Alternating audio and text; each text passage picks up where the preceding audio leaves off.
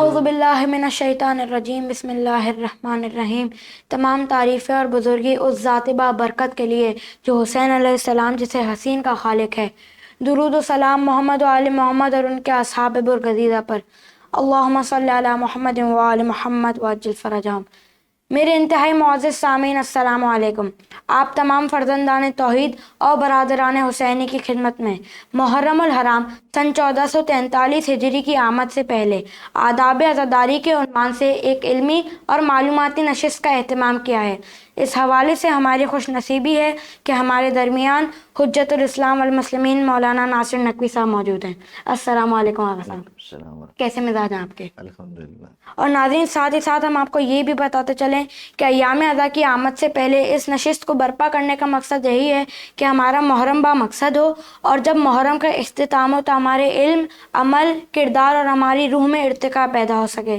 لہٰذا آغا صاحب آپ سے آداب عزاداری کے عنوان سے آپ کے سامنے کچھ سوالات رکھتے ہیں۔ آغا صاحب، میرا آپ سے پہلا سوال یہ ہے کہ عزاداری کی شرعی حیثیت کیا ہے؟ دیکھیں، عزاداری امام حسین علیہ السلام شاعر اللہ میں سے ہے، اور شاعر اللہ کے لیے اللہ نے سورہ حج کے اندر ارشاد فرمایا کہ وَمَن يُعَظِّمْ شَعَائِرَ اللَّهِ فَإِنَّهَا مِن تَقْوَى الْقُلُوبِ، کہ جس نے بھی شاعر خدا کی تعظیم کی، یہ دلوں کے تقوی کی، متقی ہونے کی علامت ہے۔ تو مجالس امام حسین اور جتنے بھی تبرکات ہیں، چاہے وہ علم ہو، چاہے ذوالجناح ہو، چاہے تعزیہ ہو، یہ سب جو ہے وہ شاعر اللہ میں سے ہیں، اور شاعر اللہ کی تعظیم جو ہے وہ لازم اور ضروری ہے۔ سورہ حج کے اندر اسی آیت کے بعد اگر آپ دیکھیں تو شاعر اللہ کی تعظیم کا فائدہ جو بیان کیا ہے وہ ہمیں عزاداری امام حسین میں پوری طرح سے نظر آتا ہے کہ ارشاد رب العزت ہے اس میں سورہ حج کی آیت نمبر 36 میں کہ وَالْبُدْنَ جَعَلْنَاهَا لَكُم مِّن شَعَائِرِ اللَّهِ لَكُم فِيهَا خَيْرٌ، کہ اس قربانی کا جو جانور ہے اس کو ہم نے تمہارے لیے شاعر اللہ میں سے قرار دیا، اور اس میں تمہارے لیے خیر ہے۔ یعنی وہ قربانی کے جو ہم حضرت اسماعیل کی یاد میں مناتے ہیں، اور حضرت اسماعیل کی دمبے کی یاد میں جو ہم اپنا جانور ذبح کرتے ہیں، تو پروردگار عالم اس سنت کی وجہ سے ہمارے خریدے ہوئے جانور کے لیے کہہ رہا ہے کہ اس میں تمہارے لیے خیر ہے۔ تو جب اسماعیل کی یاد میں دمبے کو ذبح کرنے میں خیر ہے، تو بطریق اولا عزاداری امام حسین چونکہ شاعر اللہ میں سے ہے، تو اس میں جو ہے وہ مومنین کے لیے بہت زیادہ خیر و برکت ہے، اور احکام خمسہ کے اعتبار سے مستحب ہے فی ذات ہی۔ ہاں، اگر کوئی منت مان لے یا قسم کھا لے تو پھر واجب ہو جائے گی، لیکن بذات خود مستحب ہے۔ لیکن شاعر اللہ میں سے ہے تو اس کی تعظیم جو ہے وہ ہر انسان پر، ہر مسلمان پر لازم اور ضروری ہے۔ اچھا آغا صاحب، عزاداری کو برپا کرنے کی اتنی تاکید کیوں کی گئی ہے؟ عزاداری امام حسین، جو ہم لوگ اکثر یہ جملہ استعمال کرتے ہیں کہ جب بھی کہیں کوئی مسئلہ پیش آ جائے عزاداری کے عنوان سے، تو ہم کہتے ہیں کہ عزاداری ہماری شہرگ حیات ہے۔ میں اس جملے کو بدل لیتا ہوں، میں کہتا ہوں عزاداری ہماری شہرگ حیات نہیں ہے، عزاداری اسلام کی شہرگ حیات ہے۔ کیونکہ اگر عزاداری کو ختم کر دیا جائے یا معاذ اللہ عزاداری ختم ہو جائے تو اسلام خود بخود ختم ہو جائے گا، کیونکہ عزاداری امام حسین سے جو ہے وہ توحید، نبوت، قیامت، تمام دین اسلام اور شریعت جو ہے وہ عزاداری کے وسیلے سے جو ہے وہ ساری دنیا تک پھیلتا ہے۔ 2.25 مہینے میں آپ دیکھیں کہ پہلی محرم سے لے کے 8 ربیع الاول تک جیسی عزاداری شروع ہوتی ہے، ایک ہی وقت میں دنیا کے ہزاروں بلکہ لاکھوں بلکہ کروڑوں ممبروں سے دین اسلام بیان ہو رہا ہوتا ہے۔ کہیں پہ حج بیان ہوگا تو کہیں پہ زکوٰۃ کے بارے میں بحث ہوگی، کہیں تو آج جو اسلام باقی ہے اس کا دار و مدار اور کریڈٹ جو ہے وہ عزاداری امام حسین پہ جاتا ہے، کہ عزاداری امام حسین کی وجہ سے دین ہر سال جو ہے نا وہ ترویج پاتا ہے، ہر سال جو ہے وہ لوگوں کے سامنے بیان ہوتا ہے۔ تو یہی وجہ ہے کہ جو ہم کہتے ہیں کہ عزاداری امام حسین جو ہے وہ بقائے دین کا ذریعہ ہے۔ اچھا آغا صاحب، میرا آپ سے اگلا سوال یہ ہے کہ مجلس رکھنے سے پہلے بانیان کی کیا ذمہ داری ہونی چاہیے؟ ابھی آپ نے پہلے سوال میں آپ نے سنا کہ اس عزاداری کے اندر جو ہے نا وہ خیر ہے، تو ثواب عزاداری امام حسین کا اتنا زیادہ ہے کہ آپ اور ہم اس روایت کو مجالس میں کافی مرتبہ سن چکے ہیں جی کہ مجلس کے اندر جو ہے وہ امام حسین علیہ السلام کی ماں یعنی فاطمہ زہرا سلام اللہ علیہ تشریف لاتی ہیں، تو اس کی خیر و برکت بہت زیادہ ہے۔ جی اور جب خیر و برکت بہت زیادہ ہے تو اس کے آداب بھی ہیں۔ جی پڑھنے والے کے اپنے فرائض ہیں، سننے والے کے اپنے فرائض ہیں، جی اور اس مجلس کو منعقد کرنے والے کے اپنے فرائض ہیں۔ صحیح سب سے زیادہ جو اہم وظیفہ ہوتا ہے وہ مجلس منعقد کرنے والا اور مجلس پڑھنے والے کا ہوتا ہے، کیونکہ جو سننے کے لیے آ رہا ہے وہ ایز اے سامع آ رہا ہے، جی مجلس کو سننے کے عنوان سے آ رہا ہے، صحیح اسے نہیں پتا کہ یہ جو مولانا یا عالم کو بلایا جا رہا ہے یہ کیا پڑھیں گے، جی لیکن یہ بانیان کی ذمہ داری ہو جاتی ہے کہ وہ کس کو بلا رہے ہیں، کیونکہ مجلس سے امام حسین فرش امام حسین بقائے دین کا ذریعہ ہے۔ جی تو یہ بانیان کی ذمہ داری ہے کہ ایسے لوگوں کو ممبر پہ بلائیں، ایسے لوگوں کو اپنی مجلس کی ممبر دیں کہ جو صحیح دین، صحیح شریعت، صحیح فضائل اور صحیح مسائل پڑھے۔ جی یہ بانیان کی ذمہ داری ہے، اوکے اور یہ پڑھنے والے کی پھر ذمہ داری ہے کہ وہ جب آ رہا ہے تو وہ پھر اتھینٹک چیزیں پڑھے۔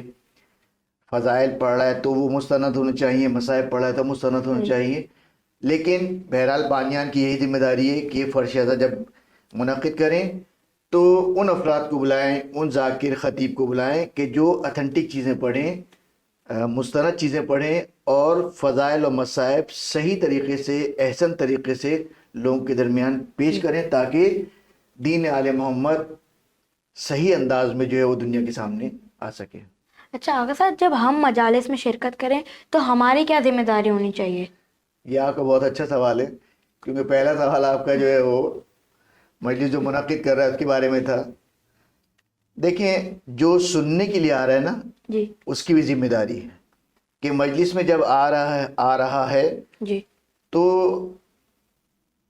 جو ہمیں روایات میں ملتا ہے کہ ایام عزا کے بعد جو ہے وہ مدینے والے کہتے تھے کہ ہمیں چاند دیکھنے کی ضرورت نہیں پڑتی، صحیح بلکہ ہم بنی ہاشم کے محلے سے گزرتے تو ہمیں پتہ چل جاتا ہے کہ محرم کا چاند نمودار ہو گیا۔ کیوں؟ اس لیے کہ حزن و ملال، آہ و بکا کی آواز بلند ہو رہی ہے، اس کا مطلب ہے کہ محرم کا چاند آ گیا۔ اوکے یہ واقعہ اس بات کی دلیل ہے کہ جب محرم کا چاند نمودار ہو جائے تو تمہاری عام زندگی جو پہلے گزار چکی ہے اور اب محرم کے دنوں میں، اس میں فرق ہونا چاہیے۔ صحیح تو جب عام زندگی گزارنے میں فرق ہونا چاہیے تو مجلس میں آنے میں تو بہت زیادہ فرق ہونا چاہیے۔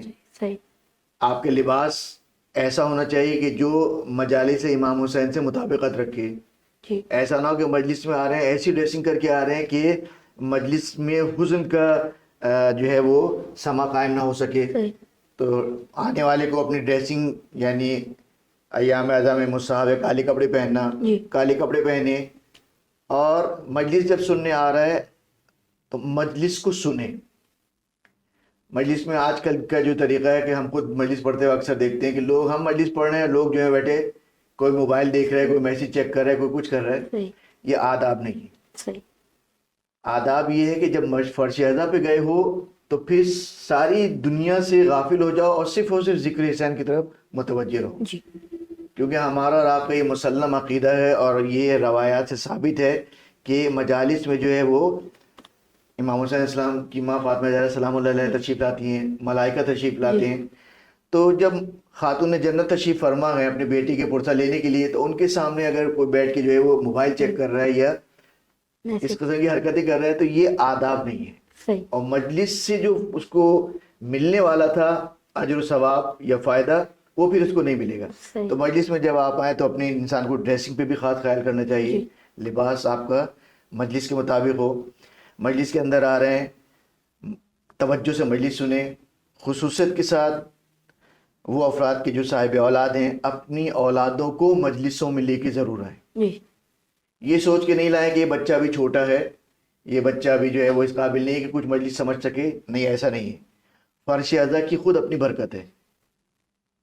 مجلس امام حسین کبھی کسی انسٹیٹیوٹ میں نہیں سکھایا جاتا، بلکہ انسان، ہمارے والدین نے ہمارے ساتھ یہ کیا، ہمیں مجلسوں میں لے کے جاتے تھے، ہم نے خود بخود عزاداری سیکھی۔ صحیح آج اگر ہم اپنے بچوں کو یہ کہہ کے مجلس میں نہ لائیں کہ ابھی یہ چھوٹے ہیں، یا مثلا جو ہے وہ ابھی ضروری نہیں ہے ان کو کوئی بات سمجھ میں نہیں آ رہی، تو آپ اس رحمت سے، اس نعمت سے، اس عنایت سے اہل بیت کی اس کو محروم کر رہے ہیں کہ جو اس کو مجلس میں ملنے والی تھی۔ صحیح لیکن جب مجلس اعظم میں بچوں کو لے کے آ رہے ہیں تو پھر بچوں کو گھر سے یہ کہہ کے لانا چاہیے کہ وہاں کھیلنا نہیں ہے، بات نہیں کرنی، صحیح تاکہ بچوں کی ایک تربیت ہو۔ جی ابھی سے بچہ عزاداری میں آئے گا، عزاداری سیکھے گا تو، اور جب باپ کو دیکھے گا کہ وہ عزاداری میں بیٹھا ہوا ہے، رو رہا ہے، سینہ پیٹ رہا ہے، تو یہ عزاداری سینہ بسینہ منتقل ہوگی۔ جی مرسل اعظم نہ رہے کون رہے گا؟ جب اللہ کے رسول نہیں رہے تو ہم میں سے کون رہے گا؟ تو آگے کی عزاداری آپ نہیں اور آنے والی نسل کو اٹھانی ہے۔ جی تو بہرحال تربیت ہمیں اپنے بچوں کی ابھی سے کرنی ہے، فرش ادا پلا کے۔ اچھا آغا صاحب، ایک حقیقی عزادار بننے کے لیے ہمیں کیا کرنا چاہیے کہ مولا ہمیں خود اپنا عزادار کہیں؟ دیکھیں، عزاداری میں حقیقی اور غیر حقیقی کا تعلق کسی قانون یا فعل سے نہیں ہے کہ ہم کہیں کہ یہ چیز ہے کہ آپ اس کو انجام دیں گے تو آپ حقیقی عزادار ہیں، اور یہ کام آپ انجام نہیں دے رہے تو آپ حقیقی عزادار نہیں ہیں۔ صحیح بلکہ عزاداری کا تعلق جو ہے نا، چونکہ عزاداری ایک پرساداری ہے، جی کنڈولنس کا ایک طریقہ ہے، اس کا تعلق انسان کی اپنے دل سے ہوتا ہے۔ صحیح ہو سکتا ہے آپ بہت نارمل انداز میں ہوں، لیکن آپ دل سے غم حسین میں بہت زیادہ مغموم ہوں، صحیح اور ایک آدمی ظاہری اعتبار سے بہت زیادہ گریہ کر رہا ہے، آنسو بہہ رہا ہے، لیکن دل سے اتنا مغموم نہیں نہیں ہے، ہے۔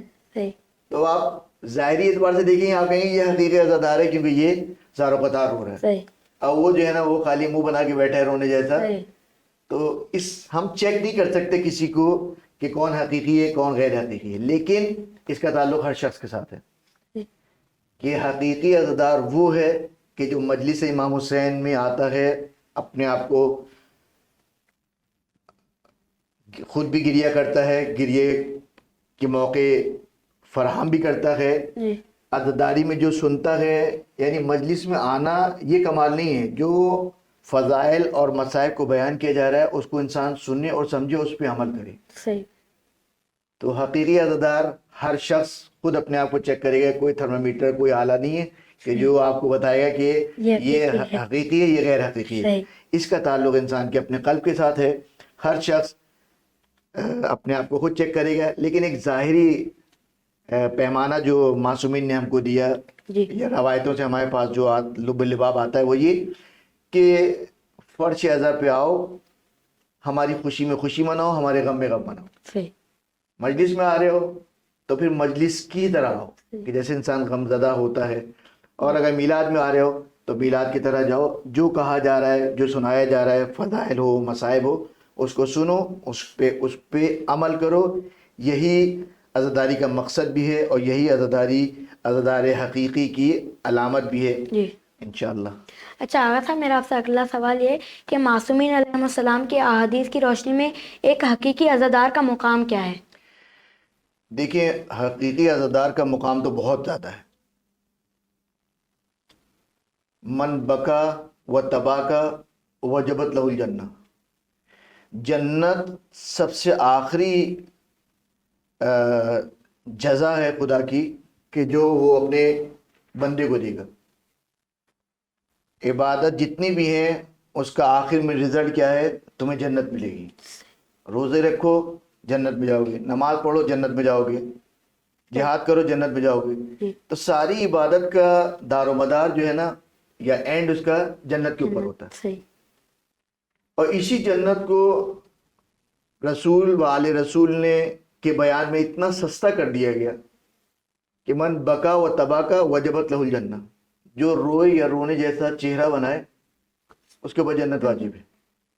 تو اب اس سے پتہ چلتا ہے کہ مجلس امام حسین میں عزاداری امام حسین کتنی امپورٹنٹ ہے، کہ جنت جیسی اہم چیز کہ جس کے لیے اللہ نماز پڑھوا رہا ہے، روزہ رکھوا رہا ہے، جہاد کروا رہا ہے، یہ ساری عبادت ایک طرف، اور خالی امام حسین پہ گریہ ایک طرف۔ مجلس امام حسین کی منزلت کو، مقام کو اگر دیکھنا ہے تو کیا یہی کافی نہیں ہے کہ مادر حسین جو ہے وہ اس مقام پہ آتی ہے کہ جس جگہ پہ جو ہے وہ فرش ادا بچھایا جائے؟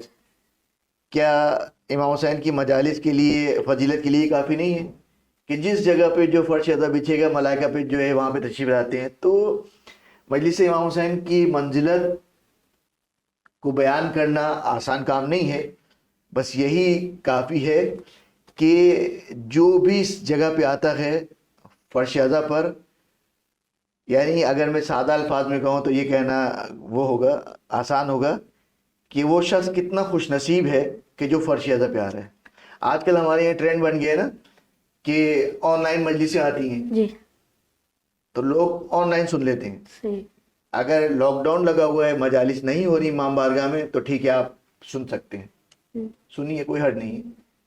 لیکن اگر فرش اعضا بچھ رہا ہے تو کوشش کیجئے کہ فرش اعضا پر جائیے، جی صحیح، کیونکہ فرش اعضا پر جانے کی جو فائدہ ہے وہ آن لائن سننے کا نہیں ہے۔ صحیح، جی فرش اعضا پہ آپ جا رہے ہیں، فرش اعضا کی فضیلت میں بس یہ آخری بار کہہ دوں کہ جس جگہ آپ جا کے بیٹھ رہے ہیں وہاں پہ مادر حسین تشریف لائی ہیں، اور یہ انسان کی کتنی بڑی خوش نصیبی ہے کہ اسے اس جگہ، اس مقام پہ داخلے کی اجازت مل گئی کہ جہاں پہ رسول کی بیٹی خاتون جنت تشریف فرمائے۔ جی تو مجلس کا اس سے بڑا اور مرتبہ مقام کیا ہوگا کہ خود خاتون جنت تشریف لاتی ہیں وہاں پر۔ جی۔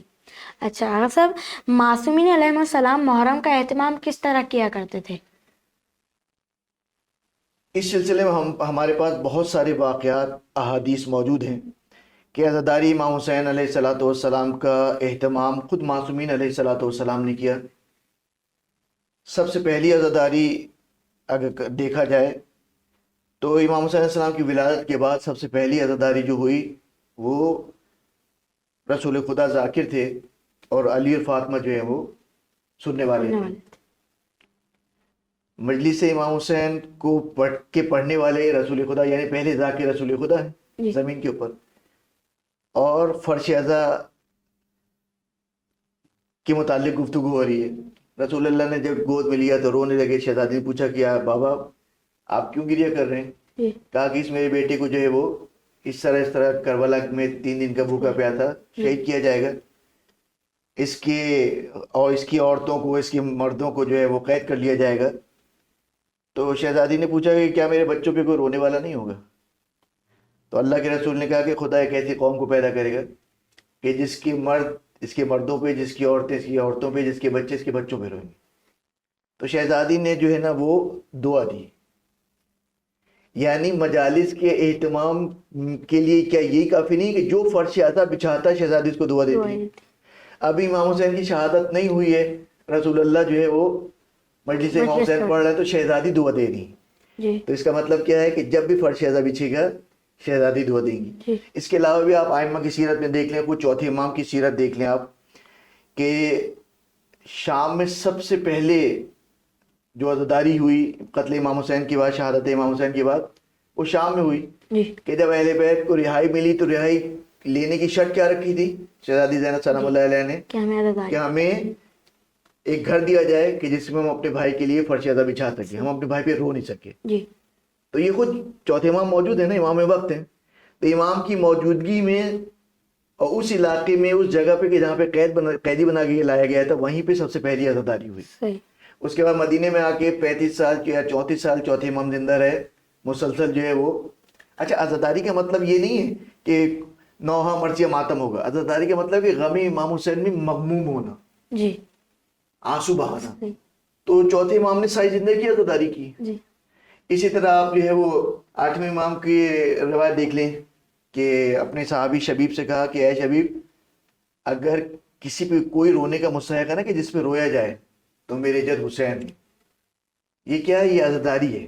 امام ائمہ نے خود بھی عزاداری کی اور لوگوں کو بھی تشویق دلایا کہ عزاداری کرو۔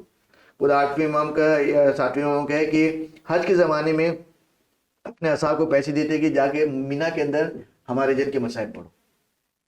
یہ خود دلیل و علامت ہے کہ ائمہ نے عزاداری امام حسین کو نہ صرف یہ کہ خود منعقد کیا، بلکہ پیسے دے کے اپنے اصحاب کو ترویج دی، ترغیب دلائی کہ تم بھی یہ کام کرو، اور دوسروں کو ترغیب دلائی کہ یہ کام خود بھی کرو اور اپنے دوست احباب سے بھی کرواؤ۔ اچھا آغا صاحب، وہ کون سے عوامل ہیں جن سے ہماری عبادات خصوصاً عزاداری میں خلوص پیدا ہو؟ دیکھیں، خلوص کا تعلق بھی وہی پہلے والے سوال کی طرح ہے کہ اپنے دل سے اور نیت سے ہوتا ہے، اور خلوص نکلا ہے اخلاص سے، خلاصہ سے، خلاصہ کا معنی ہے خالص ہونا، پیور. جی دودھ، ایک دودھ ہے کہ جس میں پانی نہیں ملایا ہوا ہے، اور ایک دودھ ہے کہ جس میں پانی ملایا ہوا ہے. تو جس میں پانی ملایا ہے وہ کہیں گے کہ ناخالص دودھ ہے، اور جو بغیر پانی کے ہے اسے کہیں گے خالص دودھ ہے. خالص صحیح. تو اخلاص یعنی خالص ہونا صرف اور صرف اللہ کے لیے. اس میں کوئی چیز کسی کے لیے نہیں ہو. مجلس میں منعقد ہو رہی ہے، امام حسین کی مجلس میں منعقد کر رہا ہوں اللہ کے لیے. جی اس میں نیاز میں بانٹ رہا ہوں امام حسین کے غم میں اللہ کی خاطر. ریاکاری کے لیے نہیں کہ اس نے جو ہے نا وہ حلیم کھلائی تھی تو میں جو ہوں وہ پیزا بانٹوں گا. صحیح اس کا مطلب اخلاص ختم ہو گیا. صحیح. اس نے فلاں انجمن کو بلایا تھا تو میں فلاں انجمن کو بلاؤں گا. صحیح. یہ ذاکر مشہور زیادہ ہے میں اس سے مجلس پڑھواؤں گا. اس کا مطلب کیا ہوگا؟ اخلاص ختم ہو گیا. صحیح. کیونکہ مخلص، اخلاص کا مطلب یہ ہے کہ اللہ کے لیے کرو. جی اور روایت میں ہے کہ جو کام اللہ کے لیے نہیں ہوگا روز قیامت اجر بھی اللہ نہیں دے گا. جی اگر نماز اللہ کے لیے نہیں پڑھی تو تو روز قیامت جب انسان کے نامہ اعمال میں نماز نہیں ہوگی وہ اللہ سے شکوہ کرے گا، پروردگار اتنی نماز پڑھی تھی میری نماز کہاں ہے؟ تو اللہ کہے گا وہ نماز تم نے میرے لیے نہیں پڑھی تھی، جس کے لیے پڑھی تھی جا کے اس سے اجر لو. اسی طرح عزاداری امام حسین ہے کہ عزاداری امام حسین میں اگر پڑھنے والا یہ اس نیت سے پڑھ رہا ہے کہ لوگ میری تعریف کریں گے تو یہ اخلاص نہیں ہے اس کا. مجلس پڑھنے والا اگر ذاکر اس وجہ سے جو ہے وہ فضائل اہل بیت کو پڑھ رہا ہے تاکہ لوگوں کے اوپر اس کا علم ظاہر ہو سکے تو یہ اخلاص نہیں ہوا. فرش ازا بچھانے والا اگر اس لیے فرش ازا بچھا رہا ہے کہ محلے میں شہرت ہوگی کہ دیکھو 2000 آدمی 5000 آدمیوں کو انہوں نے مجمع بلایا، یعنی اخلاص. اخلاص کا مطلب یہ کہ صرف اور صرف اللہ کے لیے فرش ازا بچھا رہا ہوں امام حسین کا اللہ کی خوشنودی کی خاطر. صحیح.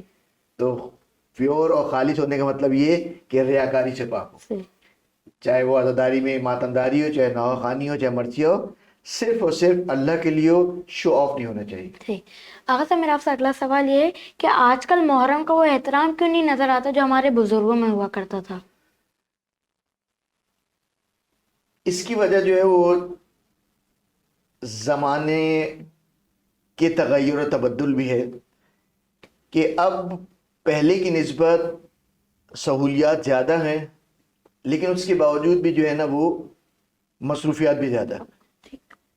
پہلے موبائل نہیں تھا، انٹرنیٹ نہیں تھا، تو لوگ مجلس وغیرہ جو ہے نا وہ کثرت کے ساتھ محرم میں سنتے تھے. جی عزا خانہ ہر چیز کی جو ہے نا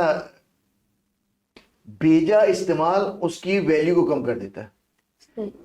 اب میں شاید یہ کوئی سامنے سننے تو بعد میں اعتراض کر دے کہ آپ نے یہ کیا کہہ دیا، تو میں اسی لیے اس کو اور واضح کر دوں کہ مثلا تبرکات امام حسین، علم، زلجنہ، تابوت، تعزیہ، جھولا، یہ سب تبرکات امام حسین ہیں. جی پہلے یہ صرف جو ہے نا ایام اعظم میں برآمد ہوتے تھے. صحیح. ایک یعنی ایک روب ہوتا تھا ان چیزوں کا کہ جب جھولا آتا تھا تو خاموش ہو جاتے تھے لوگ. لیکن اب کیا ہو گیا؟ اب آپ جس گھر میں جائیں عزا خانہ ہے، صحیح. وہیں پہ ٹی وی چل رہا ہے، وہیں پہ عزا خانہ بنایا ہوا ہے، وہیں جھولا رکھا ہوا ہے. اچھا بعض جگہوں پہ ہم خود گئے ہیں، ہم نے یہ تک دیکھا ہے کہ تابوت تک بنا ہوا ہے. اب پورے سال ایک تابوت رکھا ہوا ہے آپ کی شہنشین کے اندر، تو آپ بار بار اس کو دیکھ رہے ہیں، تو لامحالہ جو ہے نا اس کا وہ احترام، اس کی وہ اہمیت ختم ہو جاتی ہے. یہی وجہ ہماری عزاداری میں بھی ہے کہ پہلے عزاداری کم ہوتی تھی، ہم پوری سال انتظار کرتے تھے.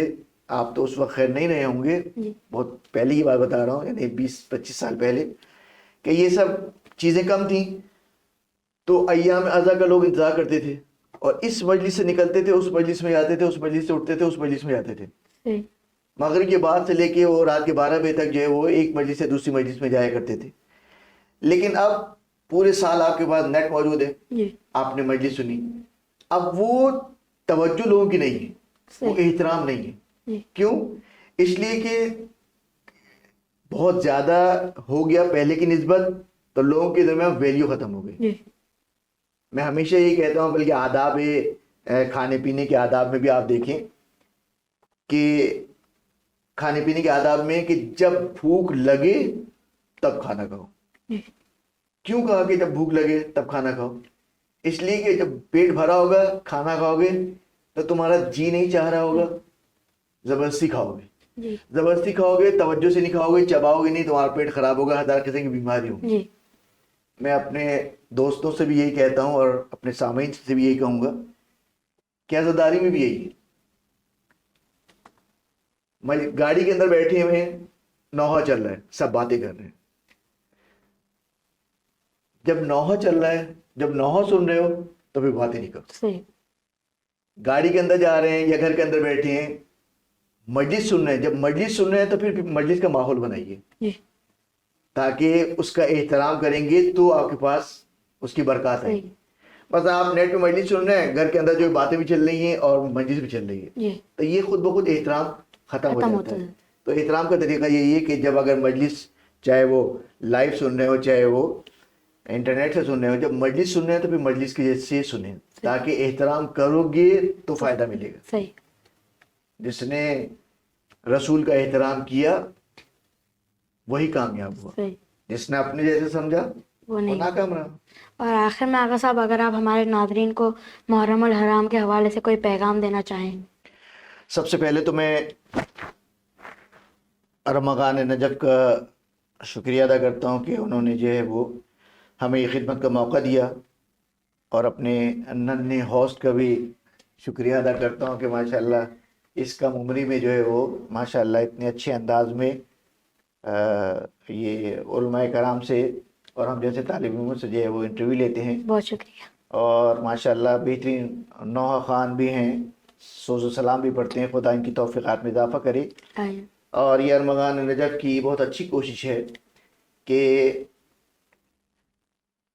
ننھے نونہالوں کو اس طرح پروگرام ارینج کر کے دینا, یہ دوسرے بچوں کو تشویق دلانا ہے کہ وہ فاصلہ کہ جو علماء اور بچوں کے درمیان آ گیا ہے کہ وہ بچے ہیزیٹیٹ کرتے ہیں علماء کے قریب آتے ہوئے, اس قسم کے پروگرام سے یہ بات ان کے لیے تشویق کا باعث بنے گی کہ علماء کے پاس جاؤ, ان سے پوچھو جو کچھ سمجھ میں نہ آئے, اور جو چیز تمہیں حل نہیں ہو رہی جا کے ان سے قرآن اور روایت کی روشنی میں معلوم کرو. تو خیر اب بات آ گئی ہے کہ میسیج یہی ہے کہ ایام عزا آ رہا ہے, اور انشاءاللہ اسی انداز سے اسی بھرپور طریقے سے ہم اور آپ اس کو منائیں گے, کیونکہ بہرحال ہم اس کے بغیر رہ نہیں سکتے.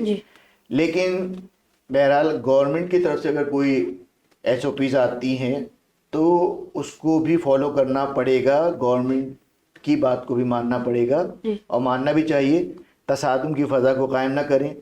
مجلس پڑھنے والوں سے بھی میری یہی التماس ہے کہ حالات کو پیش نظر رکھتے ہوئے صرف اور صرف جو ہے وہ فضائل اہل بیت, آیات اور روایات کو زیادہ سے زیادہ اپنی مجالس میں بیان کریں. فضائل اہل بیت کو مستند کتابوں سے, اہل تشیع اور اہل سنت دونوں کی کتابوں سے نکال کے پڑھا جائے, اور سامعین بھی جو ہیں وہ جب آئیں خصوصیت کے ساتھ خواتین تو وہ فرش اعضا پر آتے وقت اس بات کا خیال رکھیں کہ وہ اس وقت نمائندگی کر رہی ہیں شہزادی کونین حضرت زینب سلام اللہ علیہ کی. تو ڈریسنگ ایسی کریں, پورے سال اگر آپ پردہ نہیں بھی کرتی تو پتہ نہیں چلتا کسی کو کہ کون آ رہا ہے, لیکن جب ایام اعظم میں آپ کالے کپڑے پہن کے نکلیں گی تو ہر اجنبی شخص کو معلوم ہو جائے گا کہ آپ اہل تشیع سے ہیں, اور جب آپ اہل تشیع سے ہیں تو آپ کا کام جو ہے وہ اہل بیت کا دفاع کرنا ہے, اہل بیت کی عزت افزائی کرانی ہے. ایسا کوئی کام نہیں کرنا کہ جس سے اہل بیت مغموم ہو یا معاذ اللہ اہل بیت کی توہین ہو. تو خدا ہم سب کو جو ہے وہ علم دین سیکھنے اور اس پہ عمل کرنے کی طاقت و توفیق عطا فرمائے, اور یہ آنے والے ایام اعظم میں ہم بھرپور طریقے سے جو ہے وہ تعلیمات اہل بیت کو سیکھیں, اس پہ عمل کریں. وما علینا الا البلاغ المبین. والسلام علیکم ورحمۃ اللہ وبرکاتہ. آغا صاحب آپ کے ساتھ گفتگو بہت عمدہ رہی, ہم آپ کے شکر گزار ہیں. اور ناظرین اس پروگرام کا اختتام میں ایک مرثیہ پڑھ کے کرنا چاہوں گا. بر محمد و آل محمد صلوات. اللہم صلی علی محمد و آل محمد. مڑ مڑ کے مجھے دیکھتے جانا علی اکبر، مڑ مڑ کے مجھے دیکھتے جانا علی اکبر، کچھ دیر تجھ لے تیرا، کچھ دیر تجھ لے تیرا بابا علی اکبر، مڑ مڑ کے مجھے دیکھتے جانا علی اکبر، تم سے گرو گے تو بدل جائے گی دنیا، مقتل کی طرف کون ہمیں لے کے چلے گا، قاتل کو بتائیں گے نا، قاتل کو بتائیں گے نا رستہ علی اکبر، مڑ مڑ کے مجھے دیکھتے جانا علی اکبر، بیمار مدینہ کی خبر آتی ہی ہوگی، تم ساتھ لیے جاتے ہو بینائی بھی میری، میں کیسے پڑھوں گا خطے، میں کیسے پڑھوں گا خطے سغرا علی اکبر، مڑ مڑ کے مجھے دیکھتے جانا علی اکبر، ہو جائے گا مشکل میرا آنا میرے بیٹا، مقتل میں کہیں دور نہ جانا میرے بیٹا، اب مجھ سے چلا بھی نہیں جاتا علی اکبر، مڑ مڑ کے مجھے دیکھتے جانا علی اکبر، احساس تڑپنے کا ہمارے تجھے ہوتا،